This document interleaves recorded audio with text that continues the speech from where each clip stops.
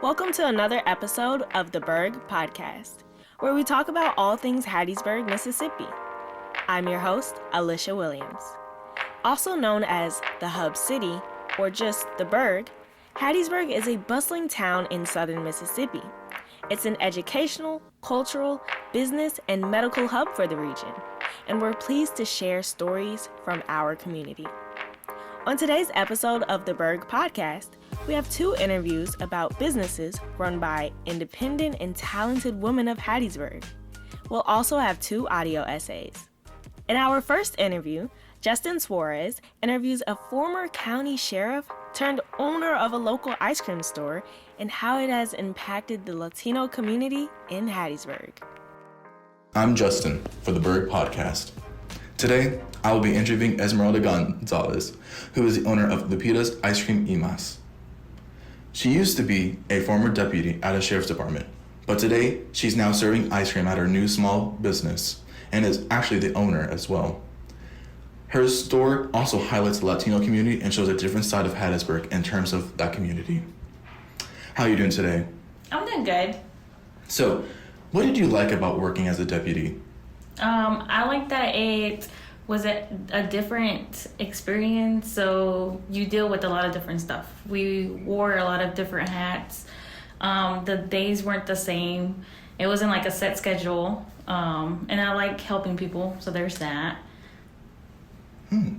So what was the average day as a deputy like for you? So I would work 12-hour shifts, and basically whoever needed help, I would go and assist. Sometimes we'll get, one call since it's for the county, but I would cover 500 square feet. Or sometimes there was a lot of calls and like the weekends are usually busy. But it was good. It was a good job. I gotcha. So what made you decide to leave though? So I left because, I love my job, but the money wasn't there, of course. So I just wanted to see the community in a different point of view. So I saw the community in their worst days possible, but now I see the community where I'm serving them ice cream and I see happy faces now, and the experience of families coming in here and seeing that bond kind of brings a different light to the life that I was used to seeing on a daily basis. So what was the process of opening this store like? So the process was, I took over about a year, I believe. It was a lot of paperwork, a lot of hard work, a lot of money, of course. But it was definitely worth it. Hopefully, I stay busy for a long time and I'm here in Hattiesburg for a long time with this business.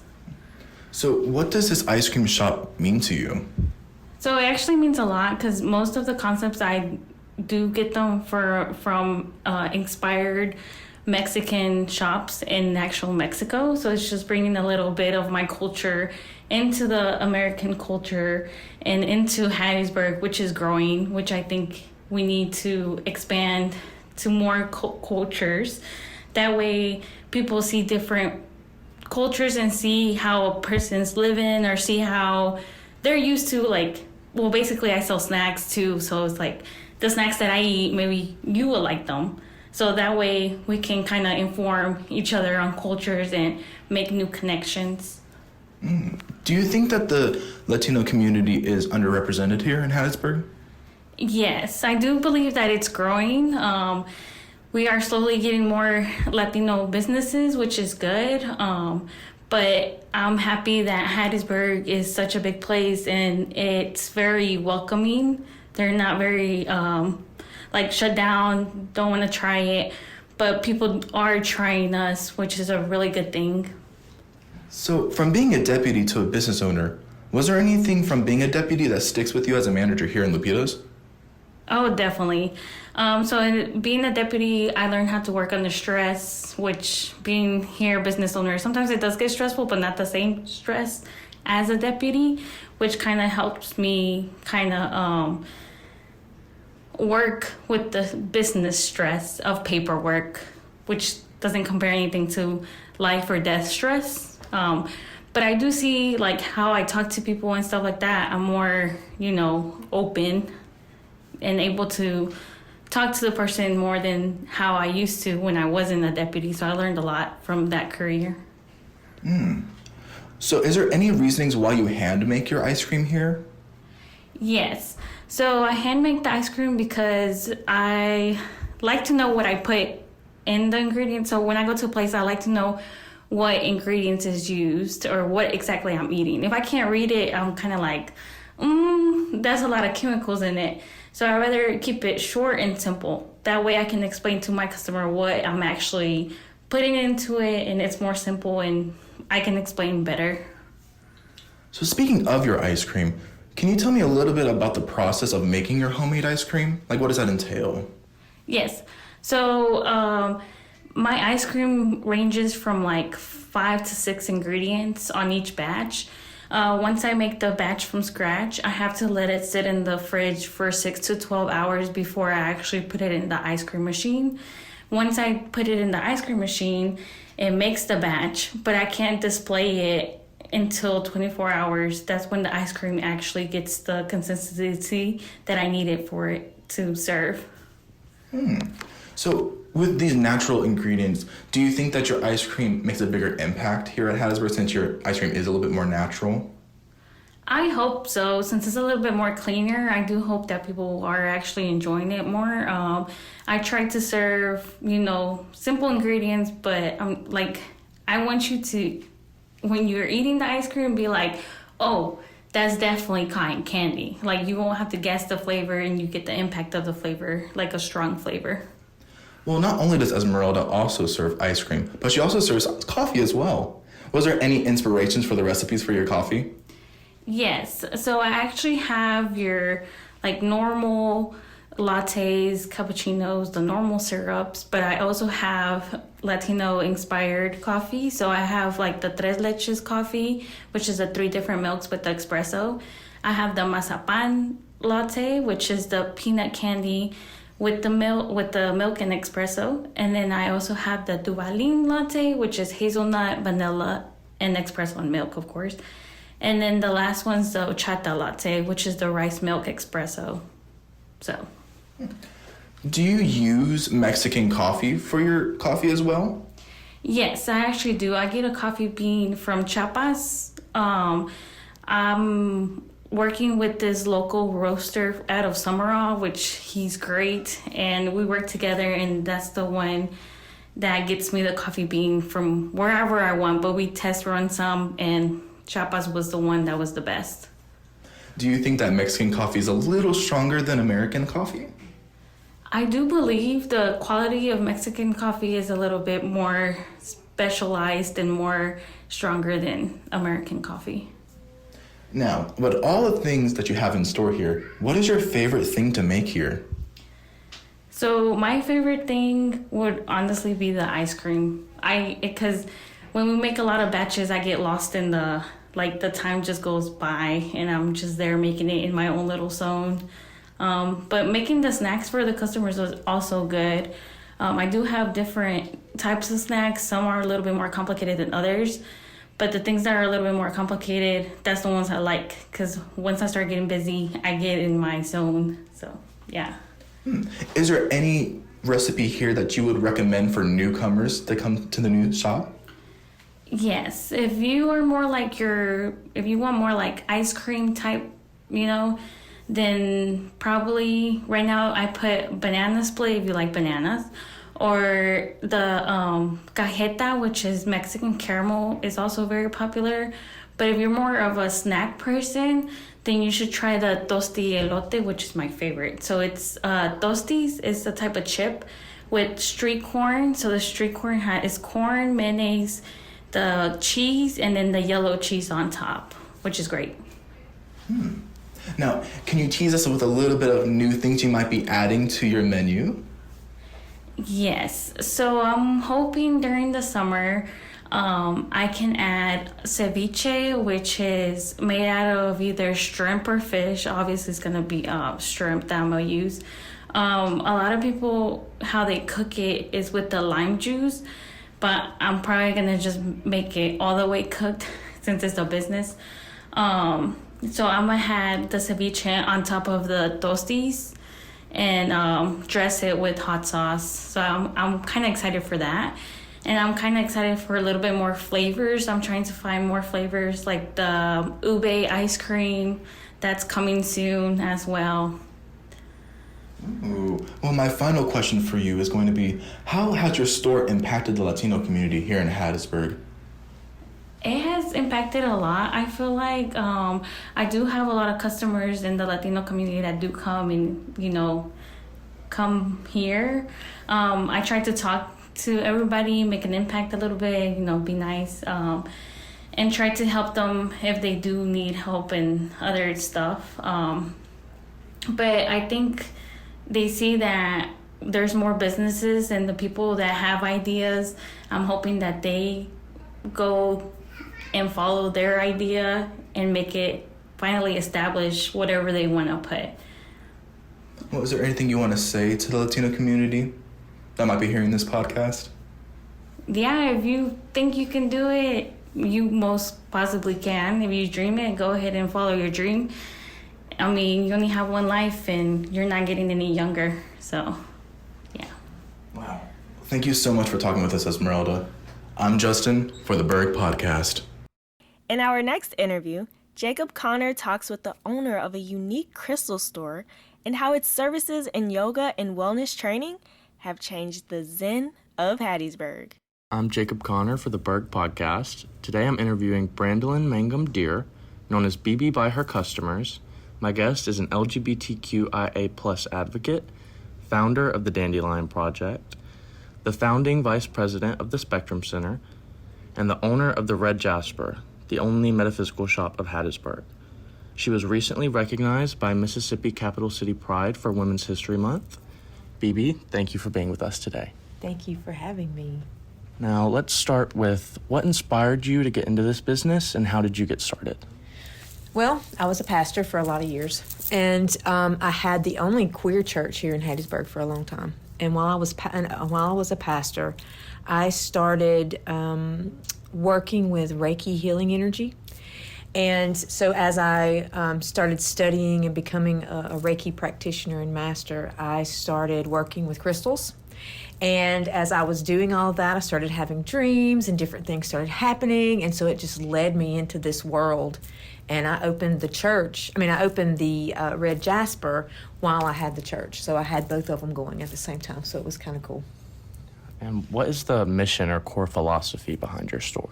We don't consider the Red Jasper a retail store. We consider the Red Jasper a healing space. This is a healing place where you can come in, find your true power, empower yourself, remember your own divine self, and find the healing that you need for yourself. Of course, we do sell things, but we do that so we can have the space so people can come in and find what they need as far as healing and things like that. Absolutely. And what kind of services do you offer to your customers, like readings, classes, or healing sessions? Right. I read oracle cards, and of course I'm a Reiki master. So I do healing sessions, and I read your cards. I also have some tarot readers. So we have tarot readings, oracle readings. We have yoga. We have yoga every Wednesday night, and then once a month we have a very special yoga. It's a Tibetan Buddhist a Tibetan Buddhist Lama that comes in and does a very a Buddhist yoga. So it's a really cool kind of yoga that we have once a month on the first Thursday of the month. And then the second Thursday of the month, which is tonight, we have Intro to Self-Hypnosis with Dr. Bonnie Miller. So she comes in and she teaches a class and teaches you how to get into a meditative state so that you can work out some things in your, in your psyche there. So it's a really great class. What else do we do? We have psychic fairs, which are great fun. We usually do those out at Jay's Tavern. We have tons of readers. We have tons of people selling different things. It's really fun. It's a fun time. We're doing that April 19th out at Jay's Tavern. What else do we do? I think that's it. How do you get connected with fellow practitioners? That's been a beautiful thing. Like Dr. Bonnie Miller walked into the shop one day and said, "I'm here to help," and that's how I met Bonnie, right? So Bonnie and I have worked real close together. since then. And different people, they usually come in. They usually come into the shop and they introduce themselves, and we all kind of navigate together. When you start living in this lifestyle, this type of healing energy and all the different things, people just they come together. It's like the universal law of attraction. It just works. What's your perspective on the growing interest in metaphysical and spiritual practices in mainstream culture? I'm watching this whole community. It's waking up. People are waking up to a new part of themselves, a new place inside of themselves. And I believe that, and I'll go to, I used to be a pastor, so I'll go to scripture for a second. I think it was Jesus that said it. It was, he said, if you don't worship God, the rocks will cry out, right? And so I feel like the metaphysical community and this whole, and I don't want to use the word trend, but, I'll use it for, lack of a better word. But I believe that the rocks are crying out, and the energy of the stones are waking up the divine nature within ourselves. And so I think that this is just the next evolution of human awakening. I think it started with religion, and it, it's moving on up into this new spiritual realm. And I believe that's what this is. I don't think it's a trend. I really think it's an evolution in human awakening and spirituality. And are there any memorable moments or transformative experiences that you've had in your shop that have impacted you or your customers? Absolutely. We've had many, many, many experiences in here that probably would, people would be like, did that really happen? And yes, it did. One day, we had a man walk in, and he was speaking in tongues, and we're sitting there going, and then he started, there was 4 of us in here, 3 of us in here. It was me and Lainey and Amy. And he was speaking in tongues, and then he started speaking to each one of us individually, and he was saying, he knew things about us, and he was I don't know if you would say prophesying but it really, we think he was an angel. We really think that he was not a human. It was kind of interesting. And and he spoke to each one of us individually. And right before we walked out, he turned around. He got to the door and he turned around and he said, "Who's Susan?" "That's my wife's name." And I went, "That's my wife." And he looked at me and hit the door and walked out. So that was one of the experiences that we had. And then I had a man walk in, and he said some things to me, and he became one of my greatest teachers. And he started doing energy work with me and training me in a deeper, more quantum type healing. So he just walked in out of nowhere and said some things, and it was one of those moments. So that's just a couple of things. Yeah. So do you think that the store is attracting this energy, bringing these people in? Yes, absolutely. And I believe that this place is it's alive. It's like a place where people come in and they walk in the door and they say, "Oh my gosh, it feels so good in here." And people feel the energy when they come in here. They feel the healing when they come in here. They feel the love when they come in here. It doesn't matter what their belief system is. We have people from all walks of life, every kind of spiritual practice you can imagine. And I had a dream years ago, and in my dream, this was when I was a pastor. I walked down this path, and my friend who was standing at the bottom of the path, he was a witch, and I walked up to him, and he handed me an almond, and he said, "BB, we're all the same on the inside." And I walked on down, and my pastor at the time said, "Hey, BB, there's someone from the UCC church that wants to give you a job." And I was like, "UCC church?" And he said, "BB, we're all the same on the inside." And then I walked into this building, and it was a gray brick building. And I walked into this building, and I couldn't see what was going on in my dream, but I knew what was going on. Like my spirit was telling me that there were people from all walks of life, every belief system, every race, every culture, every, and we were all in there teaching one another. We weren't trying to change one another. We were just, being ourselves, right? And as we walked out, we were all united and in one mind, And so it was a beautiful dream, and I really believe that place was this place. And so we try really, really hard to make sure that every single person feels safe and supported when they walk in, no matter what their religious belief or culture or anything. We want to make sure that they have a place where they can express their truth and be themselves and be authentic. That's the most important thing. So there's not one specific spiritual practice that you're catering to. You're open to a wide range. Absolutely. And how do you cultivate that atmosphere in your store? Well, I think that by allowing people to come in and tell me about themselves, tell me about your practice, tell me about your beliefs, and then we talk to one another, and we're teaching one another, and we're showing one another. I do not believe that you can fit the divine into one book or one practice or one culture or one belief system. I believe that grossly minimizes the truth of how vast the divine really is. And so we are really just, we're just spiritual mutts around here. You know what I mean? A little bit of this, a little bit of that. We don't put labels on what we are. And I think when we choose not to use a label, then it leaves it open. There's no hard lines and no absolutes that block people out. And. And how do you stay connected to your own spiritual needs and practices amidst the demands of running a store? Because the store's spiritual. Right? I mean, I tell people all the time to sit and work. I have the most magical job on earth, so, but I do have my own practice. I meditate every day. I do a walking meditation, and I spend time alone with myself and my spiritual, truth and things. So I do that every morning, and then, I come in and I do my TikTok where I do Reiki on my live stream every morning, and that's very spiritual and very empowering for me. So I have my practices, but this really isn't a job. This is a magical experience every single day. So it's not very hard. And do you have any plans to expand your shop, like adding new services or opening additional locations? Well, I have developed a healing modality called Akasha Nadi Healing, and so I do healing retreats. And so at this point, we are starting to develop healing conferences. So I'm doing that. So that'll be kind of in addition to what we're doing here. So I have that. But other than that, I'm not planning on opening any other stores at this moment. And can you walk me through a typical day in your store? A typical day. I'm not sure there's a typical day. We every day is so different and so magical. We come in, like I said, I come in, and the first thing we do is we say good morning, Red Jasper.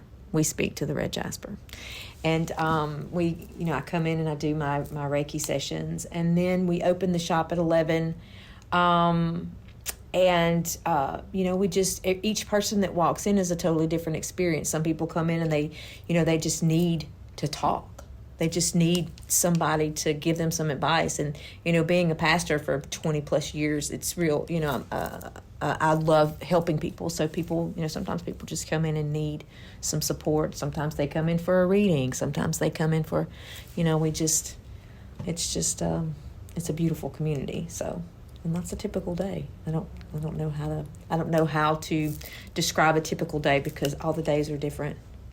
That's incredible. Well, thank you so much for talking with us. I'm Jacob Connor for the Burg Podcast. In our first audio essay, Justin Suarez speaks about overcoming the hurdles of self-acceptance and his mission to accept his body image.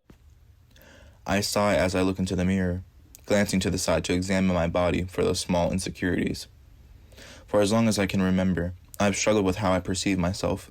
No matter how much I changed, how many different hairstyles I've tried, or how much weight I've lost or gained, I've always found something wrong with the way I've looked in the mirror.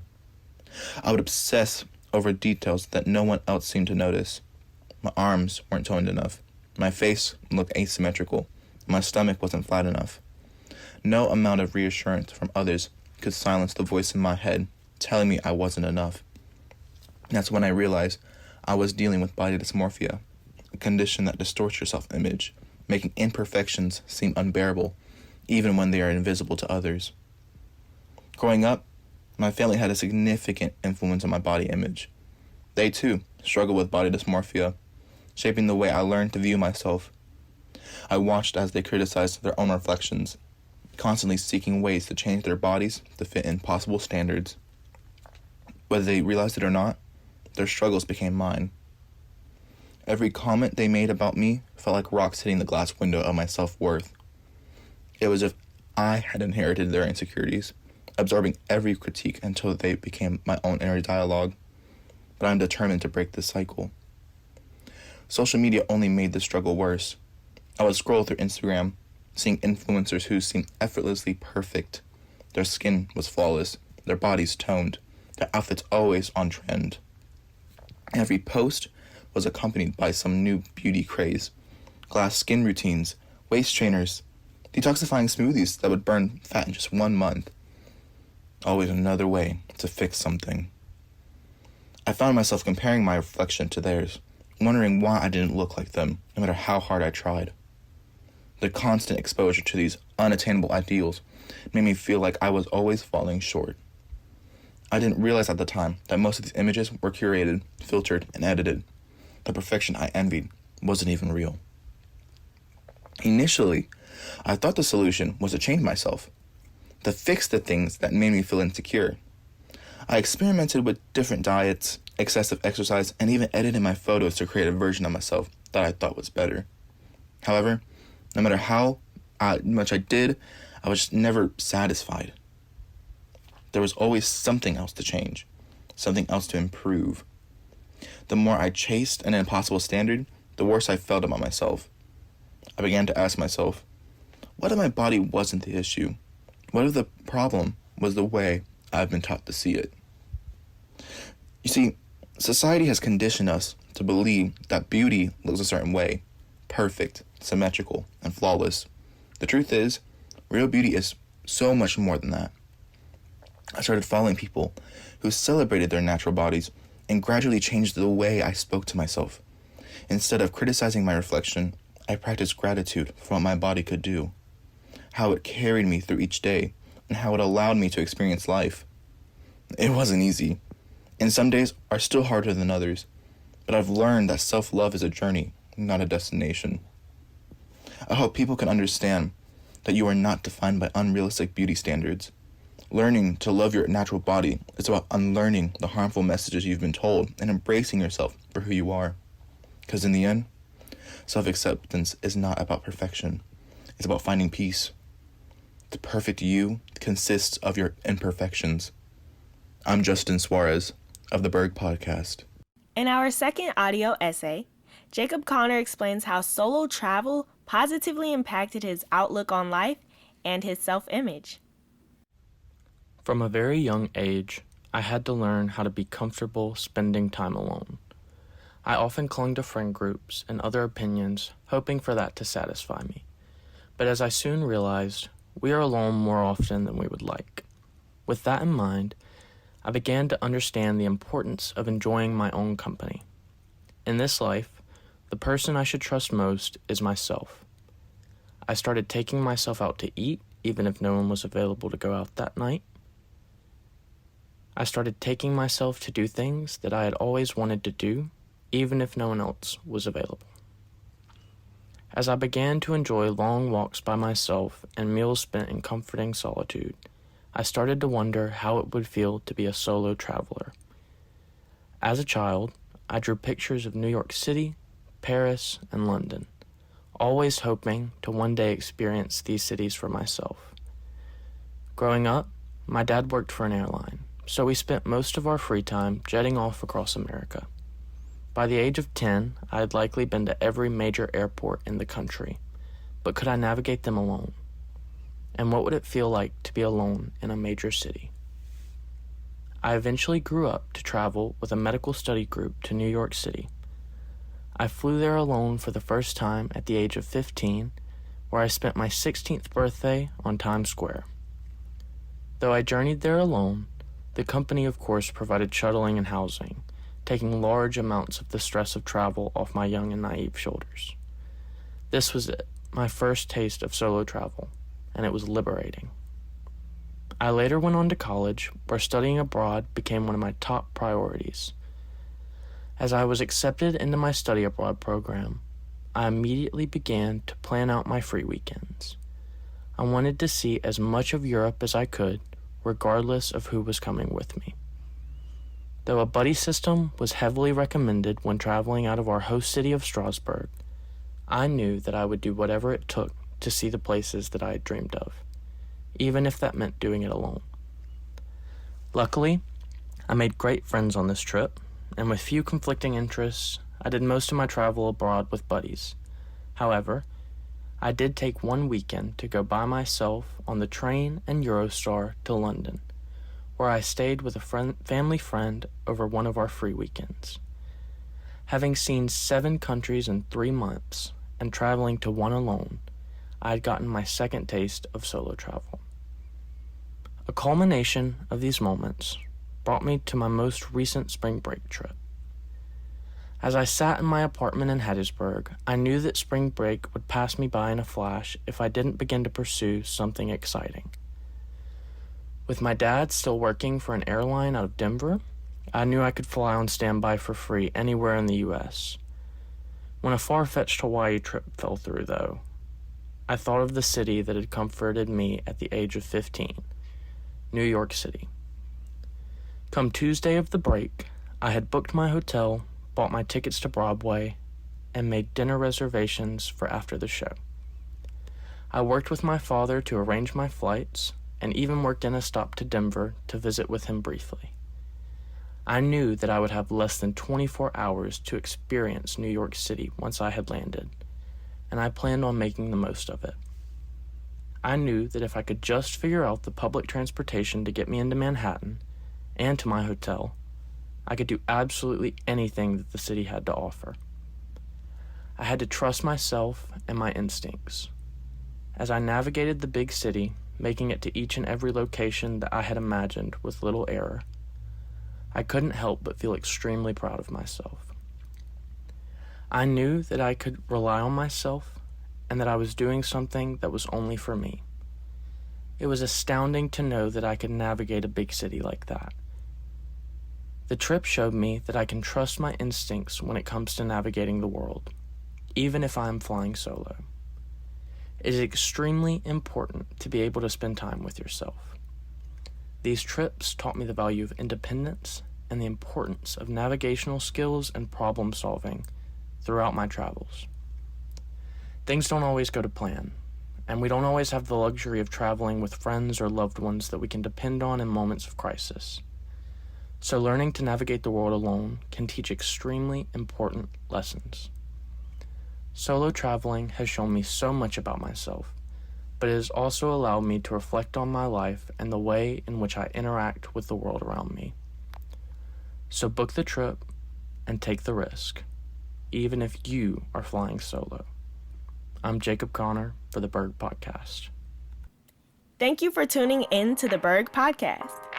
This podcast is produced by students in Dr. Dave Davies' MCJ 344 podcasting class in the School of Media and Communication at the University of Southern Mississippi.